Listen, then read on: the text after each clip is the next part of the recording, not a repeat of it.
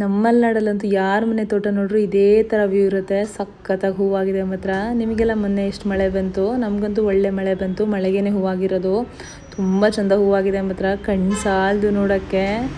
ಏನು ಚೆನ್ನಾಗಿ ಕಾಣಿಸ್ತು ಅಂದರೆ ಈ ಬೆಳ್ಳಿ ಚುಕ್ಕಿ ಅಂತಿಲ್ಲ ಆ ಥರ ಕಾಣಿಸ್ತಾ ಇತ್ತು.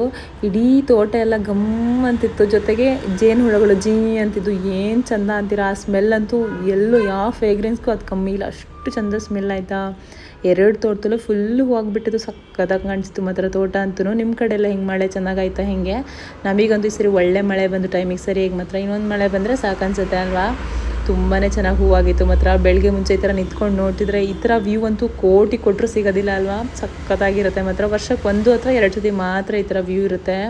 ಕಣ್ಣು ಸಾಲದು ನೋಡೋಕ್ಕೆ. ಫಸ್ಟ್ ಟೈಮ್ ಯಾರಾದರೂ ನೋಡ್ರೆ ಕಳೆದು ಹೋಗ್ಬಿಡ್ತಾರೆ, ಅಷ್ಟು ಚೆಂದ ವ್ಯೂ ಇತ್ತು ಮಾತ್ರ.